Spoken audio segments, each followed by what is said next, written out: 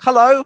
This is the Ambition 2020 Conference Live. It's like an emergency pop-up conference because of the old coronavirus, and we're all having a bit of a nightmare with it. So let me just introduce the panelists to you, and I'll get them to wave, so it makes it very easy for you. So Nathan Littleton, email marketing, give us a wave. There he is. We've got Penny Haslam about raising your profile. There's Penny, the Jolly Green Giant, as we call her. Julie Creffield, oh, she's not happy with that. Julie Creffield, all about tribe building. We've got Sam Rathling, the LinkedIn expert. Hello, Sam. It's like the worst ever edition of Celebrity Squares, isn't it? Andy Lopata, hello, who is the founder of this whole conference thing, and he's spoken at 3 of the last 5 of them. Professional relationship strategies he can deal with. Simon Hazeldine, more sales, more margins. Look how many books he's read. Fantastic. And then we've got Anthony Steers, and he's got a little prop there because he's the telephone assassin, and he's all about cold calling and telephone sales. So what we're going to do is we're going to kick off with short tips from each of the experts, and then we will answer all your questions. Justine Perry's on Facebook. So hello, Justine. Hi, Justine. Okay, so hi, Justine. Yay. Right, so Nathan, do you want to kick us off with some top tips for surviving in this time of crisis? Yeah, sure. So the pattern that I'm seeing at the moment is that there seems to be an inclination to just stop your marketing, stop your sales, and stop your communications. And I can understand the reason why people might react in that way and feel that way, but actually now is exactly the time where you do need to be communicating with your audience. So a lot of the work that I do is around email marketing and communicating with your audience that you've built up. Now is absolutely the time to carry on and maybe even step up the communications you have with those people. The important distinction to make when it comes to the content you're sending is that the content that you would send out in an up market isn't the same as the content you would send in a down market, but your audience will still have problems. They'll have challenges and opportunities that might be different to when we're in a normal set of circumstances. So find out what the challenges and opportunities that your audience have are, and send the content that suits that and provide real, genuine leadership to them. Fantastic. And they're called up markets and down markets, are they? Mm-hmm. Brilliant. Okay. Is everyone aware of those terms? For me, down market is just the name of the shop where I get most of my shirts. So brilliant. If any questions about email marketing, then Nathan's your man. Let's go to Penny next. Penny Haslam is all about raising your profile. Penny. Good morning, everyone, and welcome to this amazing collection of speakers. Hello. So when I was on BBC Breakfast and the News Channel during the Great Recession of 2010, 2011, which was not such a great time, actually, the general vibe that I was picking up from all of the interviewees in business, big or small, was that you must market like never before. So you're not forgotten when the good times come around again, which they will do. So you might be thinking it's insensitive to be out there raising your profile and all the rest of it. But this isn't about just you and your profile. It's about attracting people to your business for a valuable sense of what people can get from you. So it's market like never before. Yes, the big brands will go all out on advertising, and they'll keep their advertising on TV, advertising cars and perfumes and all the rest of it. But when I talk about marketing and raising your profile, it's about doing it in an authentic way. So you've got a bit of time on your hands, I would have thought, once the general firefighting of getting people working from home and connecting and communicating on a more routine level on using technology, you've got time to plan content. You've got time and space to record video, so you can be that authentic person. And you don't have to be salesy. Be useful in your videos, and that will really help keep you connected with your market, your customers, but also your colleagues if you work in an organization. Great advice, Penny. So market like never before. Just welcome a few people. Colette, Mary and Sean all joining us. We want questions from you people when they've finished with their top tips. So let's go to Julie Creffield next, our tribe builder. Julie. Sure. So I run lots of online communities, and around 90% of my business was online before the coronavirus. And what I've seen happen a lot is people are jumping really quickly. And what do I do? What do I do? There's a lot of panic. And I would say that as kind of leaders of our tribes, our customers and our clients and our connections, we do have to lead, sadly, and that comes with responsibility, but also opportunity. And I think what people are looking for is for you to be visible, but also allow yourself to be vulnerable. You know, what is interesting about this crisis is it's not just a crisis that your clients are having, it's a crisis that you're part of as well. So you're going to be juggling your own emotions with it. So there's no better time than to be really honest and open about how you're feeling about your struggles too. So be visible, be vulnerable, but also be valuable. What do people really need right now? And to be valuable doesn't mean you have to give it all away for free. And in fact, the amount of free stuff that's out there is actually adding to the noise and adding to the overwhelm. So think about how you can get people to look at your services with fresh eyes. Like, I don't think it's about doing your core business, you know, changing up your core business. It's about changing the tactics and potentially changing the messaging if it makes sense to do that for you. But I think for me, I'm not giving away loads of free stuff. I am offering payment plans to make it easier for people to say yes. And I'm getting really clear on what the value is in investing right now. It's a great time to invest in online training. It's a great time to invest in building your tribe, you know, and you don't all have to be out there selling. You know, you can actually take this time as a bit of a kind of, you know, time to reflect and time to shift and grow your business. Okay, brilliant, Julie. So be visible, be vulnerable, be valuable, be anything that starts with a V and ends in an E. Which just reminded me actually that I was... sorry, what was it? Don't be vague. Don't be vague. Vague. That's very useful, Penny. But thank you for that. The VE thing's just reminded me I was booked to host this VE Day celebration in June, and then that got cancelled because you can't do those fly pasts on Zoom. Right, let's crack on. Some LinkedIn advice. Sam Rathling joins us. Hi, Sam. Hello, everybody. So I've got 4 things for you that I wanted to just quickly share in my tips.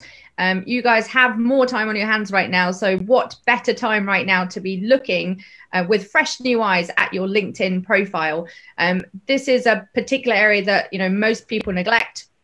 So think about your LinkedIn profile right now. Go have a look at it and think, you know, if I was a customer of me today, would I buy from me based on what I currently look like on LinkedIn? So this is the perfect time to be going over there and updating your about section. You may not know it, but there's a brand new featured section on LinkedIn, which is a new area that you can showcase your best articles, content, and take people away from your LinkedIn profile to go check more information out about you. So that would be tip number 1 right now. Go update your LinkedIn profile. Secondly, this is a really good time to be online networking. Obviously, we can't have that human to human connection, but we can be building our network still, not in a sales way, pitching people way, but just literally finding people who are potential prospects for you in the future, knowing that they're not going to be in a position to buy right now, but by bringing them into your world and bringing them into your community and into your network at the moment, you'll be putting yourself in a really strong position when things kind of get back a little bit more to normal. As some of the other experts have said, this is the time to double down from a content perspective. So I would be definitely keeping yourself very visible at the moment on the newsfeed. When everyone else is retracting, this is the time when you should be keeping yourself very top of mind. But as everyone else has said, add value, demonstrate your expertise so that when people do start buying again, that they think of you first. So keep your posts on a regular basis. I would say at least once a day at the moment. If you're not currently posting on LinkedIn, start. And the final thing for me, most people don't realize that in your LinkedIn messages, you can actually use things like voice messages and video messages. So when you cannot have that human to human connection, I would highly recommend that you're using voice notes and video notes in your messaging to check in with people, to stay in touch with people, and to do things a little bit differently and to stand out from the crowd. That sounds like a good idea. I might ask you a bit more about that later on, but let's see what questions we get coming in. But I think that is a great idea. And I spend all my life messing around on Facebook, and everyone always tells me LinkedIn's the place to go. And I just launched this online program, put it on Facebook, a couple of people, put it on LinkedIn, 10 people straight away. So I need to listen to people like Sam, but mainly I just go, oh yes, I'll do that when I haven't got anything else to do. And I think probably that's now. Right, let's go to Andy Lopata. Andy, what's your top tip? Well, number 1 is you've got time to do the things you've been putting off, Jeremy. I've just written a 23,000 word ebook in 2 weeks, so I'm quite pleased with myself. But I've never been able to write at that pace with everything else going on.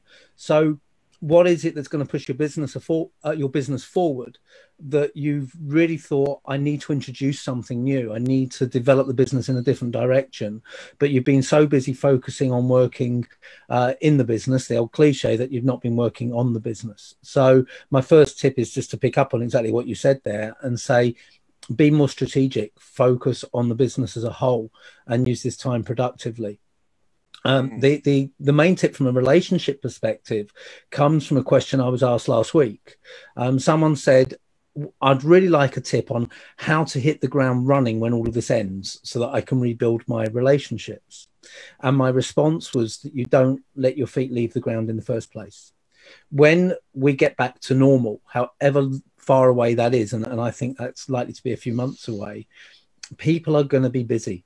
They are going to be absolutely swamped because they're going to be reinstigating everything that they haven't been able to do for the previous 12 weeks or whatever it might have been. So that's not the time to start trying to get back in touch with them.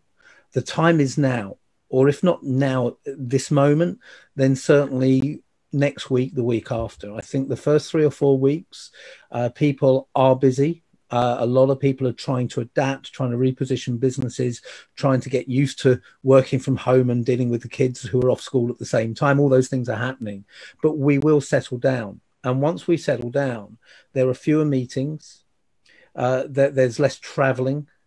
There are a lot of things that businesses can't do, which leaves time for them to talk. So check in, reach out to people, offer, seek to serve.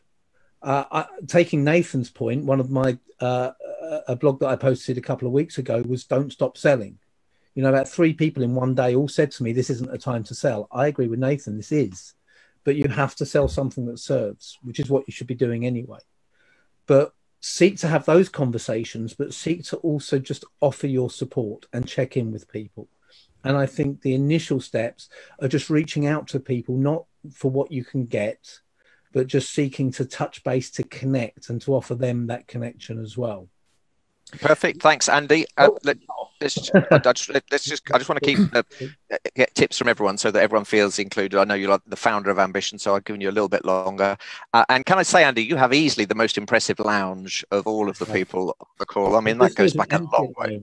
That goes back a long way, doesn't it? That's, you know, you must be doing very well in the business. That's all I can say. Simon Hazeldine, with the most impressive library of all the people. Simon, what's your tip for people? Jeremy, my tip is that I'm going to link to what Nathan said and also to what Andy said. Good selling has always been the same. Good selling is about finding out problems and needs and challenges and worries and concerns that clients have or potential clients have, and showing how we can serve them and help them with those problems and challenges. That's a very ethical, very helpful approach. But very importantly, I think now, what's the thing that's currently on their agenda that we can help them with right now? So definitely look at that. Stay close to all of your clients, stay close to your existing clients. Think about the fact that people have probably got more time to talk to you now, and they definitely won't, like Andy says, when we come out of this the other side, people are going to be too crazy busy to see you. And I think have a 3-stage thing. Have a short-term focus on your sales pipeline, your opportunities for the here and now, keep the shop open, a medium term and a longer term. If we're going to have a really bad, say, first half, we need to be coming back very, very strongly with a really hard second half. There's nothing wrong with all of this sales and marketing. We are going to need a vibrant economy to pay for all of this. So it's our duty to keep the economic wheels of the country turning, folks. But we're doing that by serving people with what they need. Final thought, you may or may not be able to see, I've got a painting of a rhinoceros in my office behind me. I've seen these magnificent creatures on safari in real life. And the safari guide said, if they're feeling uncertain or they're feeling fearful or nervous, they charge. So I would just say to you, get charging, folks. That's very clever. I see what you've done there. That's very good. And so hard second half. So it's like a rugby match is basically what you're saying. Thanks for that, Simon. And don't reply, because I want to get straight on to the telephone assassin, because he's been on call waiting for a long time. And let's bring him in from a phone box. He's like a poor man's Doctor Who. Anthony. Thank you for that lovely intro, Jeremy. So there are lots of critical conversations that need to be had right now. I've only got a couple of minutes, so I'm going to stick to the business stuff that I've been talking about with my clients who are still trading. So they've either got clients on the front line, or what they're trying to do with a lot of them is they're realizing that perhaps they're not going to get people to sign on the dotted line right now. Okay, don't get me wrong, there is still business going on, and I think flexibility in your business terms, like Julie was talking about, is definitely the key. I've managed to save and get new customers in. It is working, but some are wanting to wait it out, and that's absolutely fine. As far as I'm concerned, I'm taking smaller deposits so that they can get first refusal when the doors are open, so that they can get first pick on dates. For the people who take my usual terms of 50%, then I'm actually giving them extra free virtual stuff as well as a warm up to the training. So that seems to be going down quite well. So the thing that I'm really getting at with a lot of my clients is now might not be the time to be closing, but it's definitely the time to build your pipeline. And I think that's what Simon was referring to. Andy, again, what happens when we return to normality? With some of my clients, they're just extending their test drives. So basically, sometimes you have to give people a bit of a chance to experience the value. I know a marketing platform that's still got clients who are buying because, like Nathan said, now is the time to communicate and they want more insight into what's happening with their communications. But for those that are sat on the fence, they're now running 12-week free courses in marketing. They're going to account manage these prospects like their clients, and I can guarantee by the end of it, they're going to win some customers over. So yes, keep on the phone. People are starting to crave conversations. Okay, yes, there's not as many people that are available or have their phones set up yet or able to divert their work calls, but those that answer are very interested to have a chat. So please keep picking up the phone. I'm going to be sharing more tips, hopefully, around this from a mental health perspective. But just as a business, like Simon says, we have a duty to keep going. And what I say to everybody in the PSA, so all of those speakers, is you are depriving your market by not letting them know that you're there. So keep reaching out, whether that's via email, on LinkedIn, through your tribe, picking up the phone, because people want to engage. Thanks, Anthony. A bit of passion towards the end there. We could hear a bit of desk thumping. I think you were channeling your inner Boris, which was fantastic. Right, Shoal, I'll just give you my top tip and then we'll start taking questions. I can see a few people posting on Facebook, so keep them coming in. My top tip is to use this time to build your skills. So all the things that you can't do anything. I wish I could do that. You know, it might be learning to play the piano, but probably more useful in business. It might be learning to speak properly, like what I do, or you might spend some time to write a book. But just do all of those things. I don't want to plug any of the stuff I'm doing because that would be unprofessional. So let's crack on. Sarah Lover Ellis is on. I am in furlough. It says I can't work. Does that include updating social media stuff and networking? There are mixed messages out there. Who wants to deal with that one? Yes, Penny. I don't have the definitive answer from an HMRC point of view or government point of view in terms of what it may or may not consider to be work during a furloughed period.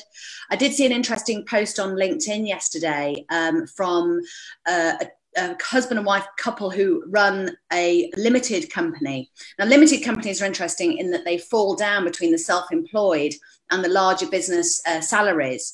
But if you can be you can be furloughed from your own limited company.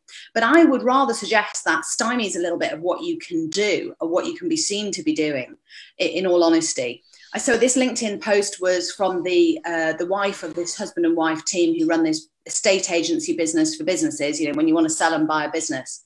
And she quite clearly stated, I've been furloughed from our business. While Paul is in the upstairs office working away, I'm on the sofa watching telly. Now, I don't know whether that was a heartfelt kind of, hey, this is what's happening at the moment, or whether it was a pointed and purposeful post to prove that she was being furloughed. I don't know. It's a difficult one. The guidelines are very sketchy on all of this for limited companies. But as far as the employed go, I would say that you probably could, as long as it wasn't seen like your main core of activity, your main core of duties. Okay.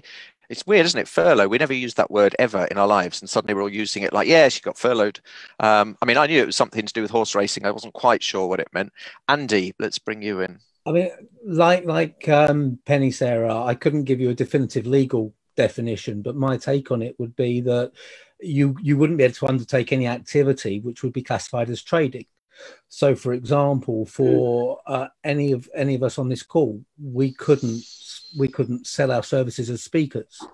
We couldn't run training courses. We couldn't mentor. We couldn't do anything along those lines. But I wouldn't think social media would come under that. Now, if you wanted to play it safe, you don't need, and in fact, I would argue you shouldn't generally have your posts on social media as broadcasting, this is what we do. In other words, marketing and selling and just pumping that information out there. Social media is about engagement. And I don't see anything that would stop you engaging with your network online. Ask them how they're getting on. Share the challenges you've got. Ask this question as you've just done on social media, and engage in conversation by doing that. What you're looking to do, if you're not allowed to trade, is maintain the relationships that you've built up over the years, so that when, going back to my earlier point, when you are allowed to trade again, you've kept running. You're not looking to hit the ground running. You're there already. So I would just keep engaging with people, engage on other people's posts, post questions, ask things, just don't market or sell. Excellent. Okay. And I think my advice, for what it's worth, is I think as long as you do it from a sofa, it's not work. I think that's pretty much legal. I think that's cast iron. Mary Sykes says 100% agree with the speakers. Keep marketing, offer advice and inspiration. But do you think there's a place for snail mail if you have personal addresses? And how does that work with GDPR? Nathan, let's bring you in on that one. I mean, you must hate snail mail because you're the email king.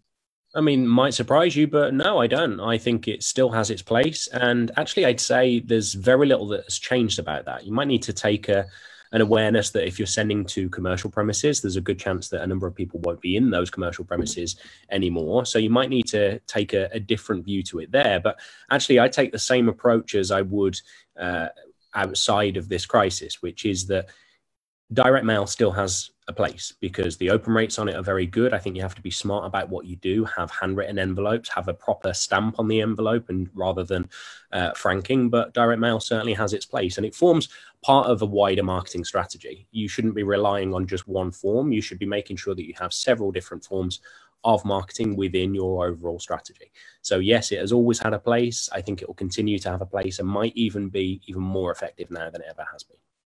Yeah, and if you are sending a snail through the post, make sure it's in a jiffy bag. Otherwise, its little shell will get crushed. But I think that's good. Get your logo printed on it. On the GDPR issue, Jeremy, which was the other part of the question. I think if you are using addresses for direct mail, but you've been given those addresses under the GDPR guidelines and you're holding them secure, then I don't think there's any reason why you wouldn't be allowed to send an occasional mail shot. It would be worth Googling that for the accurate IOC, I think it is, or is that the Olympic Committee? ICO, yeah. Okay. Yeah, I don't Google the Olympic Committee. No. So the GDPR implications to it are exactly the same as with email, in fact, is that if it is an existing client, then you can send to them by direct mail in exactly the same way as you would send to them by email.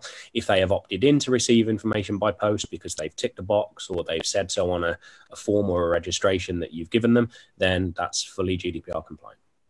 Okay. And I'd also say from a tribe building perspective, there is this nervousness about kind of online, online communities are not real communities. And what I've found over the years is the moment you send something to somebody through the post and they have it in their hand, all of a sudden they are really a member of your tribe. So one of the things that has been a brilliant opt-in for me is a very, very simple, and this is for my running community, a very, very simple planner, which they can either download from the website or occasionally I'll send them through the post, and they, pin it on their fridge and they send photos and tell people what they're doing. And other programs that I've run, I just send, when people sign up as part of the onboarding, just a little gift with a postcard and a few other little bits and bobs. And it does just remind us that yes, we are meeting online in the whole, but we are still connected and part of the same process. So that real tangible thing that you can hold in your hand can be really joyous and make you feel like you're connected. Excellent advice. And anyone that is going to email the Olympic Committee, you probably will get a reply because they've got a bit more time on their hands than they thought they were going to have. Right. Elizabeth J. Floyd says, everything went quiet for me during Brexit. Clients I've been talking with for a while have suddenly come out of the woodwork because they're thinking about marketing and business needs. And the question's for Sam. Sam, can you explain a bit more about the special features section on LinkedIn? Yeah, sure. This is a new thing that LinkedIn is currently rolling out. So on your LinkedIn profile, you have your banner and your photo. Then you have the About section, which is all the text. And then just underneath that, it's possible for you to upload links, PDFs, customer testimonials. So you are able, so at the moment, about 50% of you will have the old version, which is when you go into your About section and edit, you'll see the ability to upload a document or upload a link. And if you have the new version, it will show as what's called a featured section. And if you don't see it, then you can add it through the add a profile section at the top of your profile. And it allows you to, put links out to landing pages, send people to, booking pages. It can send people to anything you want to send them to.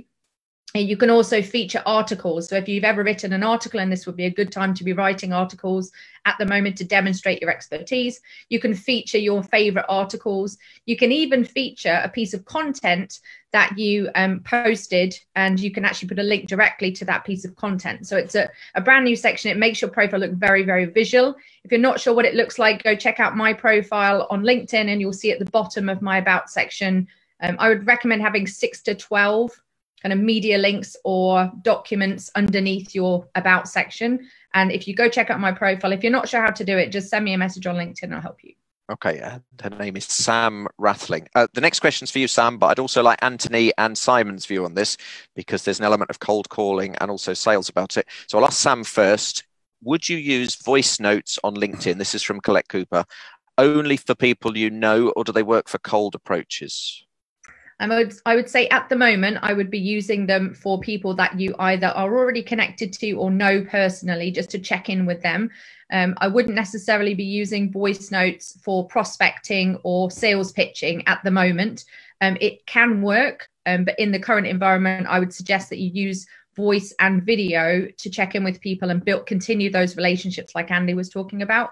When things come out the other side, I would say, yes, voice and video can really set you apart when you're prospecting, and allows you to, set yourself apart from the competition. Many people don't even realize that you can use voice notes and video messaging, and most people are used to receiving everything via text. So just by doing that one thing, it allows you to have that point of difference. Great. I'm going to use that. That sounds like, so otherwise if I've got this lovely BBC voice, why am I writing when I could be doing that? Exactly. Let's bring in Simon Hazeldine. Simon, what's your view on cold calling people at the moment in this climate? I mean, cold calling is going to be very much an Anthony speciality. He's absolutely the real expert here. But I would think about Anthony. You'll talk about it being proactive business development, I guess, knowing you from previously. I think if you're making contact with people who need what you've got, that will be potentially seen as a more acceptable piece of activity at the moment. I think people are a little bit sensitive at the moment because of what is going on. So I think emotions are being magnified. So I think you should be very, very careful and considered, because I think memories, from a reputational point of view, memories are going to last a long time with coronavirus.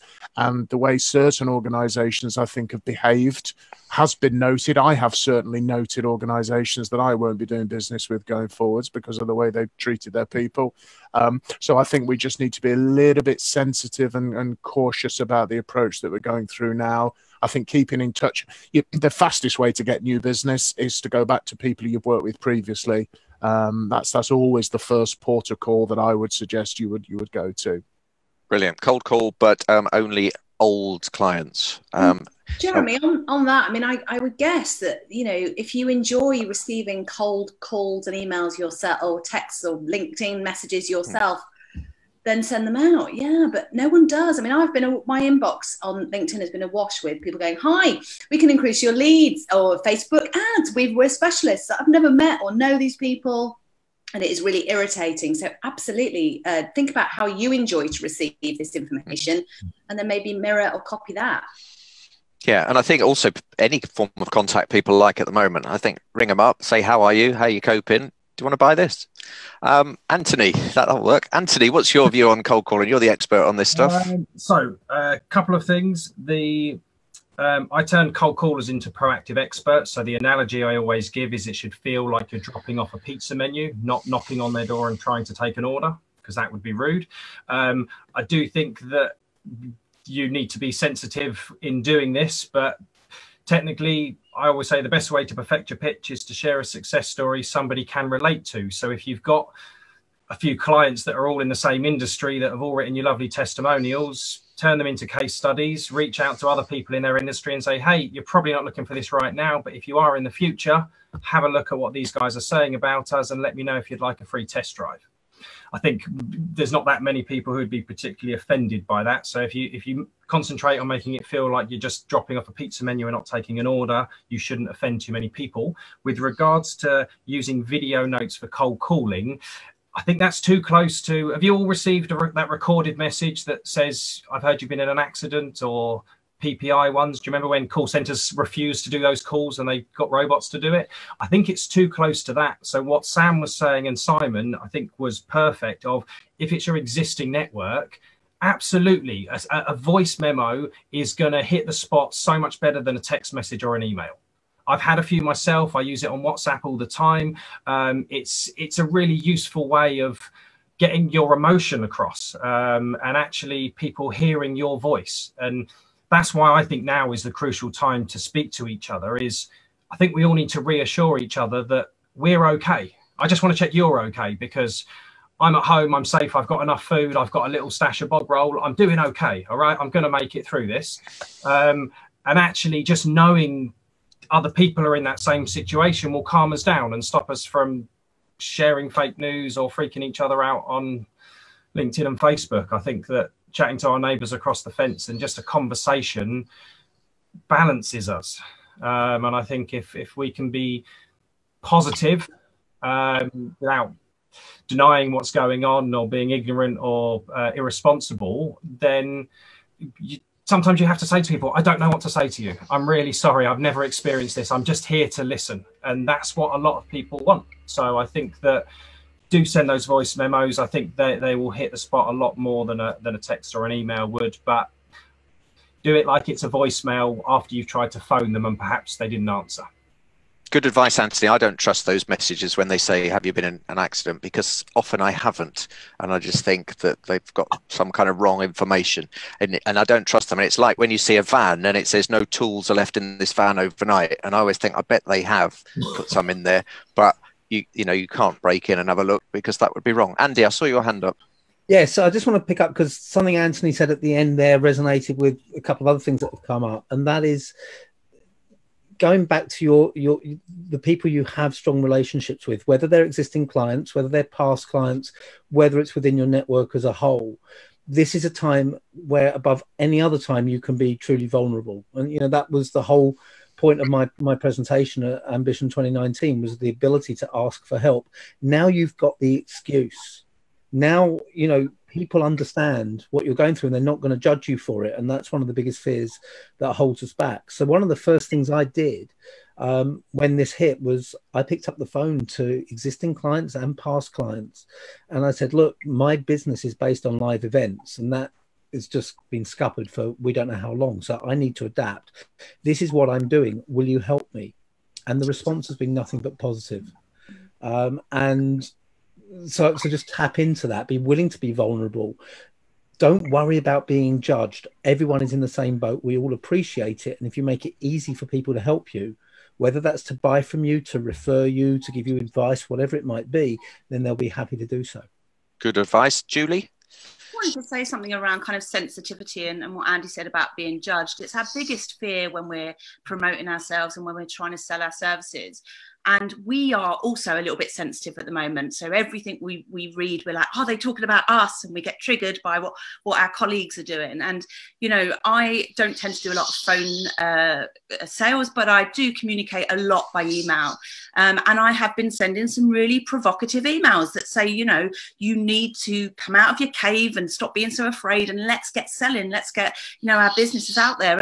And I have had a few emails from people that have said, please take me off your list and please stop spamming me. And that is absolutely okay for me, because I would rather have people on my list that want to be on my list. So I always give people the option to opt out.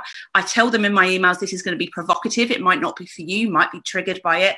So I think there is this fear that we have to keep everyone happy and everyone like loving us. I don't think that's the case. Like, I would rather be like Marmite and have my tribe adore what I say than have loads of people on my list that I'm trying to keep happy, because that's not going to bring in sales. And what I've found to be true for me this month is that I've got lots of new sales from people that didn't know me 10 days ago. You know, so yes, we need to look after the people that are in our network and make sure they know what we're doing. But don't be afraid to get new people on your list and to talk to new people. And you do that through being provocative and showing people who you really are. That's good advice, Julie. I'll come to Simon in a minute. I just need to quickly do a joke, obviously, about spam. It might be the only stuff we got to eat. It got us through the Second World War. Many of you perhaps weren't alive then, and nor was I. Simon. I think just to link to Andy's point on asking for help, if you have the mindset as a salesperson that you are there to help your clients, and the question is always, how can I help this person? How might I help this person? And if I can't, we can disengage. If I'm not the right person, I might be able to refer them to someone else who can help. It's very much get out your own head, get inside their head. That's going to serve you now, and that will also serve your business enormously well going forward. You're trying to help people with the problems and challenges, and if you have that focus, it will help. And I think I've got a question. I just want to know how many toilet rolls Anthony has, because there has quite a lot of hoarding going on, and I'm really hoping he's not one of the guilty ones. Well, there's only 2 people in our house, so we've got 5. I've got 5. One on. Maybe you could send them as a direct mail gift to customers. Yeah. So my wife sent me to the garage to find out how many toilet rolls we had when about 3 weeks ago, when we first were thinking about a lockdown. And I came back and I said, we've got 108 toilet rolls. And that was just like our normal amount that we had before. You know, it was not like we're hoarding, because we hadn't bought them for a couple of weeks. There was 108 there, but she just has it on subscribe and save on Amazon. But, you know, we were away in South Africa for 3 weeks, so we didn't use the toilet at all. Well, we did, but not at home. Too much detail. Yeah, let's move on. Right, I'm running out of questions on here, so people give me some more questions. I've got one that, from Justine that says, what about businesses that rely on face-to-face, like beauty therapists and people, and they're not seeing their people anymore, and they don't have emails for them, or they don't have addresses for them? Julie's nodding, so we'll come to her in a minute, but let's bring in Andy. Yeah, I'm actually on a business accelerator program at the moment with a beauty therapist. So we've been looking at what she can do. I'll tell you what, she's done wonders for you. You're looking great. In my hand, my fingers. I went in for a manicure. I'm glad you could tell. They're already very well set up for follow-on marketing with their customers, and they're using that well. They started off by offering home visits. Obviously, that's gone out now. So what they're offering is virtual advice. So they are saying, well, we'll talk you through what you need to do. Rosanna herself is also doing a number of Facebook Lives to try and keep the engagement with her customer base. And what they're doing on top of that, and I've noticed the Energy Gym in Hoddesdon, which a few people might be a member of who are listening into this, beauty therapists, a number of other similar type of businesses that fit that bill, is they're asking for help. So I'm a member of Energy.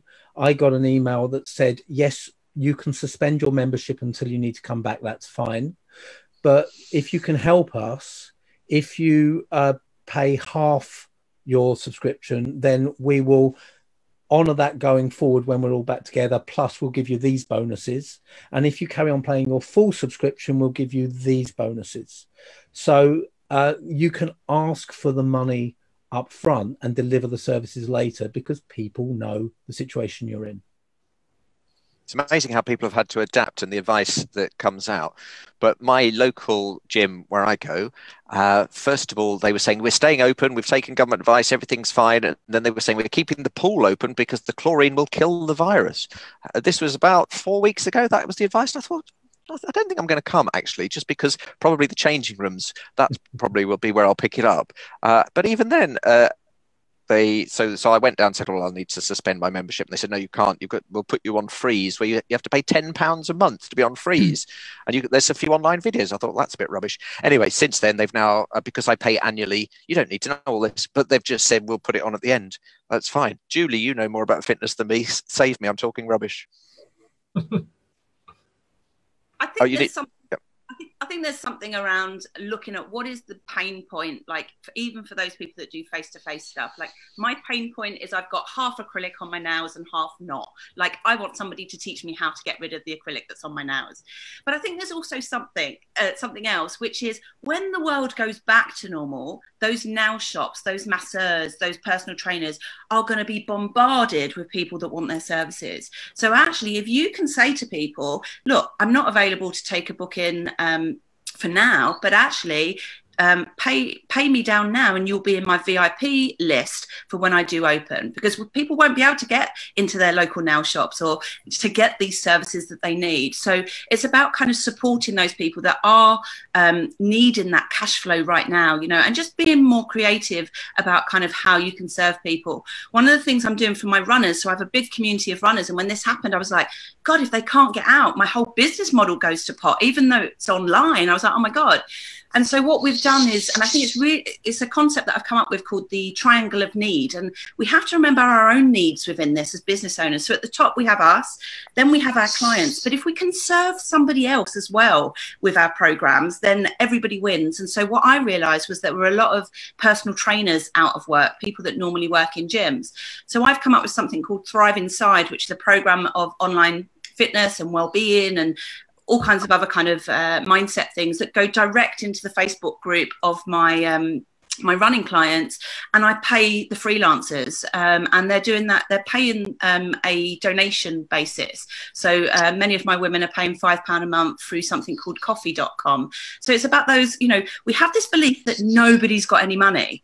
And actually what people tend to be doing is saying, actually, I don't want to spend money unnecessarily. So micropayments are a really good thing if you've got a good client base who trust you, who know you, who want to support you, but don't necessarily want to have your services in the way you normally package them up. Okay, question for you, Julie, from Sarah Rogers. What platform do you prefer for your tribe building? So this is really interesting. The technology and the platforms are not as important as you might think, right? I grew a very, very successful online business through a PayPal link, a Facebook group, and emails. Not even an email system, but manually sending out emails. So for me, the world is awash now with online courses. No one wakes up in the morning and says, I want to spend the day on an online course, right? None of us like school. So why the hell would we want to sit and learn in that way? And we know that I think it's something like less than 20% of courses actually get through right to the completion rate. So what people want is accountability and they want connection. So for me, it's about how do you engage people through a process rather than just creating resources for them to passively consume. So the platforms are not as important as people might think. There are lots out there. There are pros and cons to all of them. I use something called Kajabi, which is very expensive and a bit of a steep learning curve. But when I first started out, I just hosted all of my stuff in Facebook groups. Okay, I think I'm out of questions on the Facebook group, but I just refreshed my page and that one popped up. So if I have missed one, and I only get like 4 on my window and then they go through. So send them again if we haven't asked. Add to something Julie said. Yes, of course, Nathan. I don't know whether you'd agree, Julie, just in the fact that, so people are still buying, they just seem to be buying in different ways. And sometimes it's slightly different markets that are buying the product you're offering. But actually, if we were to go back however long in history, everyone would no doubt say that you need to create something unique about your offering. You need to have a genuinely compelling offering that is interesting to the people you want to sell to. That's still true. It's just maybe even more so. So maybe the answer here is to just be better. Find the genuine uniqueness and what makes you original compared to the other hundreds or thousands of online offerings that are out there right now. Absolutely. I would definitely agree with that. I mean, you look at some of the big celebrities in the fitness space are offering their services for free, streamed via YouTube. You know, Joe Wicks is doing incredibly well. You know, there are lots of these Davina McCall, you know, all these big, well-known household people that are offering their stuff for free. But I also... Does that annoy you, Julie, when they do that? Because that's your livelihood, isn't it? Not really, because there are people that, believe it or not, still prefer me to Davina McCall. And so, you know, it's about finding people that look and feel and sound like you. So the more you can look into who you are and communicate that with people, there's enough work for all of us. And some of my ladies might do the occasional Davina McCall workout, but, you know, they're also paying a monthly subscription to me. So I'm happy. Okay. I think I saw Anthony's hand go up. Yeah. So this is just a note for anybody who's trying to convert stuff to going online, because we obviously lots of speakers try and create these online programs. The thing that I've noticed with some of the ones that I was coaching is that they basically remove themselves too much from the product. And like Julie said, actually the accountability is one part of it that I think is the missing element. If there's a third party that's going to hold them accountable to where they get in the course, they're far more likely to get to the end.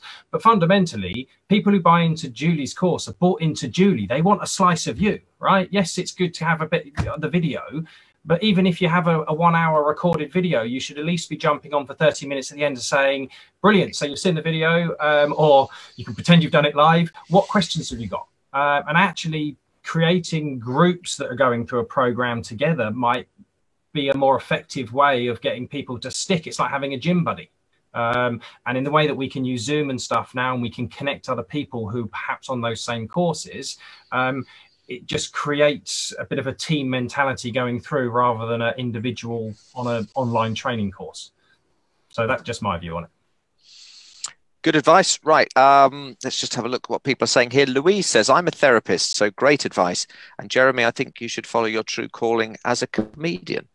Now, that's a funny thing, actually, because I've done a bit of comedy and I'm not quite funny enough to be a comedian, if I'm honest. I'm better at being a speaker who's a little bit amusing. But I did an event just before the lockdown. It was like it was probably 2 days after the lockdown should have started, but we hadn't been told yet. It was on a Saturday about 3 weeks ago. And I was hilarious as normal. And this lady came up to me in the first coffee break and went, "That was really funny. You're really funny." And I said, "Thanks." She said, What do you do for a job?"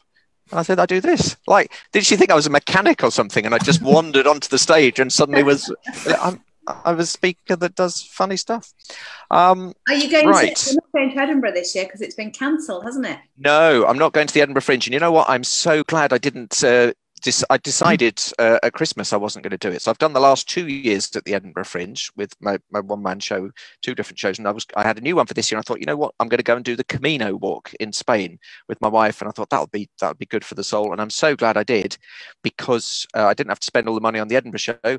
And I don't have to do the Camino walk either, because they probably won't let us do that. So I can just lie on the sofa and watch box set of, at the moment, I'm watching Last Tango in Halifax. Have anyone ever seen that? My family, everyone said that. I've never seen it. It's funny. It's like a feel-good comedy drama. And I know 2 of the people in it. One of them, Sarah Lancashire, lives near me. And my dog, Jimmy, often sits on her lap in a coffee shop back in the days when we were allowed to go to those. Now, Louise Helen Guyver says, I run training courses and we have now gone live interactive on Zoom. How can I encourage people to change to this new stage? I work with dog owners and pet professionals teaching dog first aid. Simon Hazeldine, our dog man.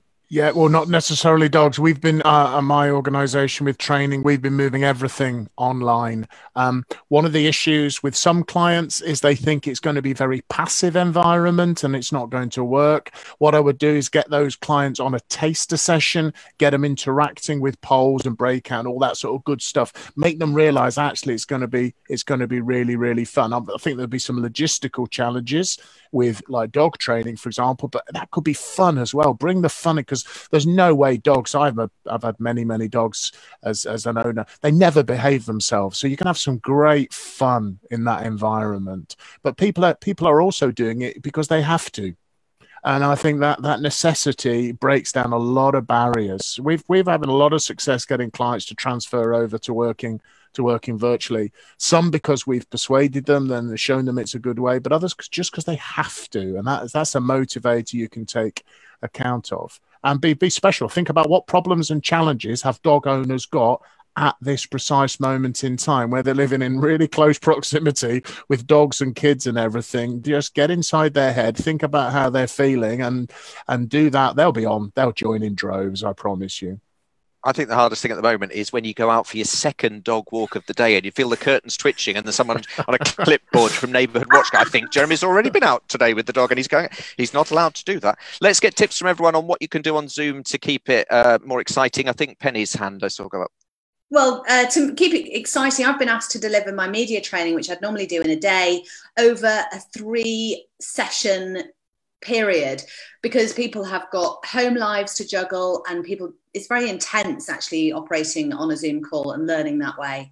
So I've broken it down into 3 chunks and I've outlined that for the client. In terms of getting people to use the technology, God, I had a client conversation. She said, "Oh, can you deliver this training online?" I was like, "Yeah, okay. No problem." Zoom is an easy way to do things, and really focus on the content and then go, "Oh, by the way, you just click on this link and you join the meeting."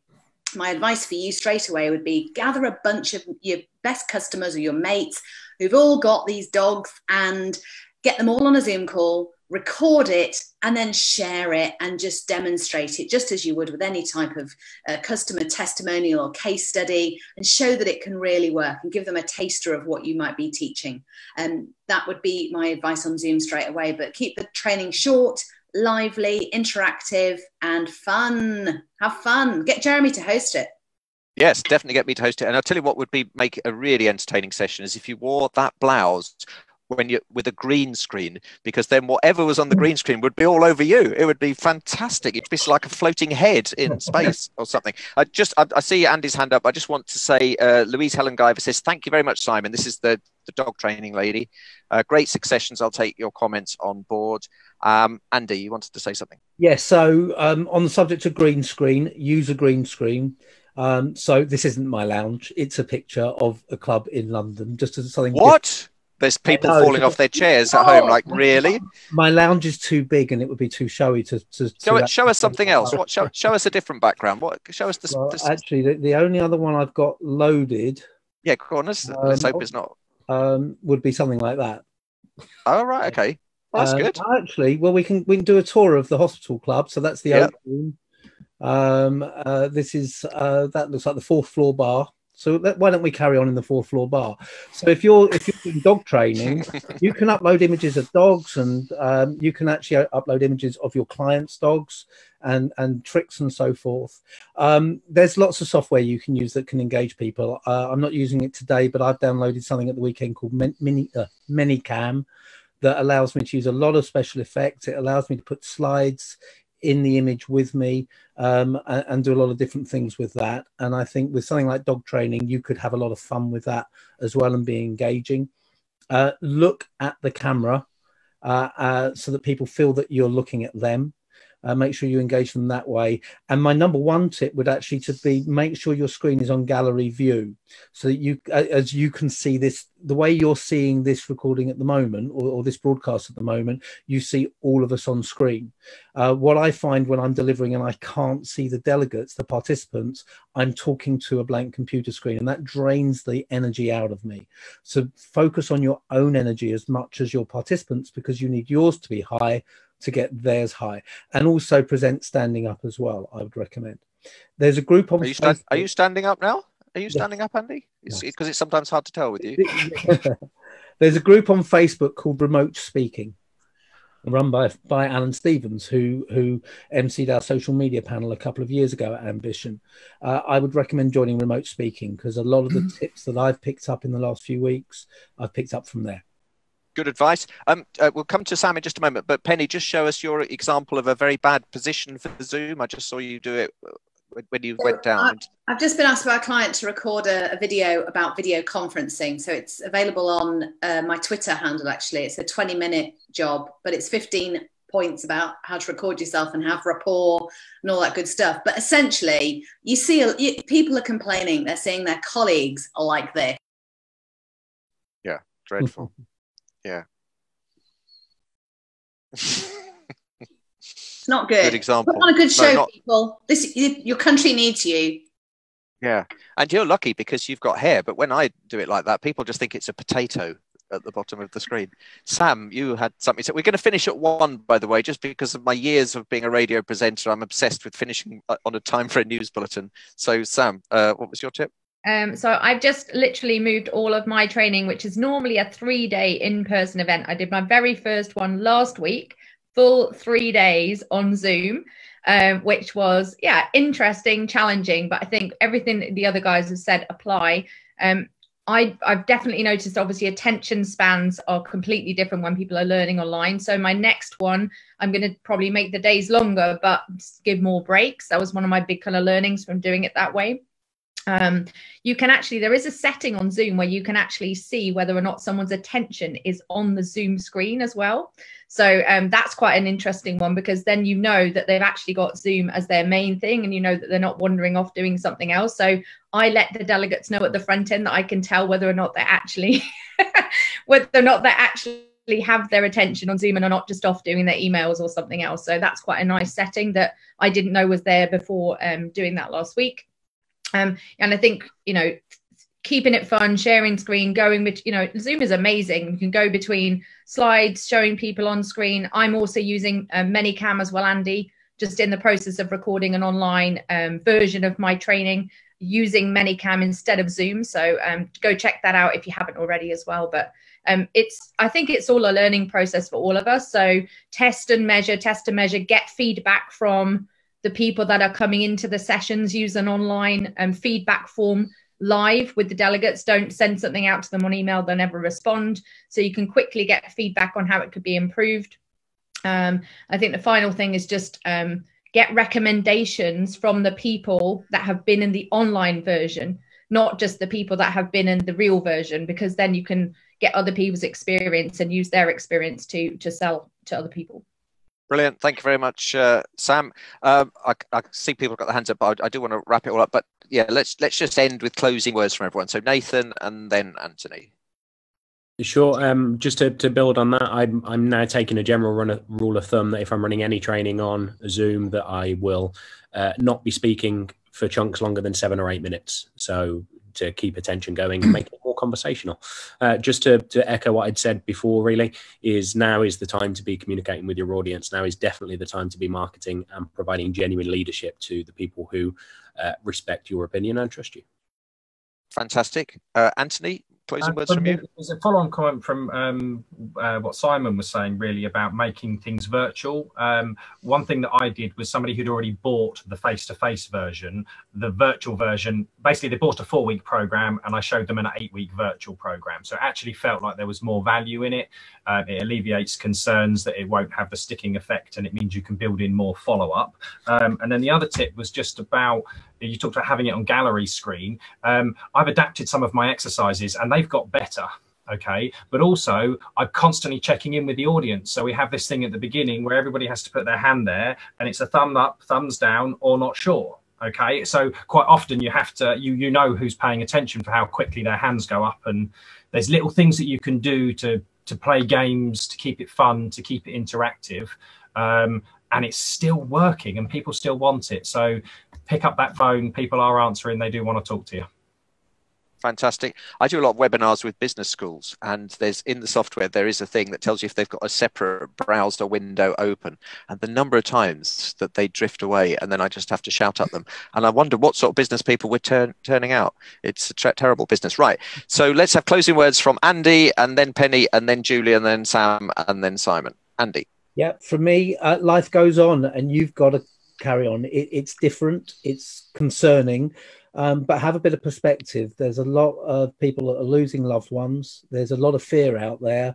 If your biggest concern is your business, then focus on it, but have a bit of perspective, and we'll get through this. And hopefully today's helped with that. Brilliant. And thanks, Andy, for organising this and also organising Ambition. Just a reminder that Ambition 2020 is on November the 10th. And as things stand, it's still going ahead. Anthony Steers will be one of the speakers if we all pull through this. Let's go to Penny. Yeah, one of the other things I was hearing when I was interviewing people during the Great Recession, when times were really difficult for everyone, is act like a startup. Go back to basics, get out there, use the free-to-use platforms in order to showcase what you do, get attention through developing expertise and sharing that. And your operating costs, get them right down. And if you can survive a difficult time in business, you can survive any time in business and look forward to when the sun shines more brightly. Nice words. Julie. I think my my closing words would be to look after your people. You know, the people that have looked after you as you've grown your business, look after them. Don't be afraid to bring new people into the fold, because they will need you too.